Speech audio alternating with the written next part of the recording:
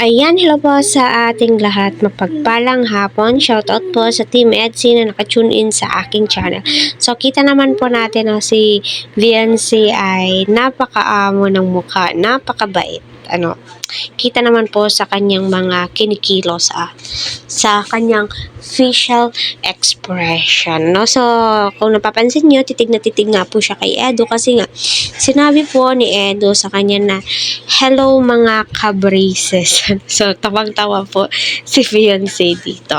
Di po niya lubos akalain na makakapag-brace na po siya sa tulong po yan ng mga sponsor. By the way, ang topic po natin ay Edo ipinagtanggol si Fiancé or sinabing sikat naman si Fiancé dahil nga daw pinangalanan ng mga supporters ko ng mga kalingap kino-compared. My God, one kalingap nga po sabi ni Kalingap Rab, iwasan po natin ikumpara kung sino yung mas sikat, sino ang hindi sikat, kasi lahat po sila sikat basta kalingap, di ba? Huwag po natin pag-away-awayin kasi nga napakahirap. Syempre si Eds masasaktan siya kasi nga first lady niya, leading lady niya, kalab team niya. Normal lang kay Eds na sasabihin po niya na ipagtanggol na si Fiancé. Kahit ako nasa katayuan ni Edo, ipagtatanggol ko si Fiancé. My God, idol ko yan eh. Diba? So, panoorin muna natin. Malakas din po si Fiancé Serena, Carla, malakas na Kalingap Angel. Malakas din po si Fiancé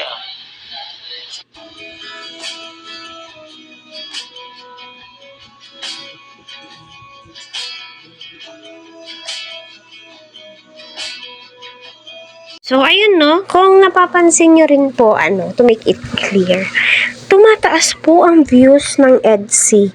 Nakikipagsabayan na po siya, kaya napakahirap, na i-compare si Fiancé sa ibang mga Kalingap Angels kasi nga po, magkakaibigan po yan sila, kumbaga best friend na po yan sila kasi iisa lang po yung taong tumutulong sa kanila. Yung sponsor example ni Carla, sponsor din po ni Fiancé, yung iba doon, di ba?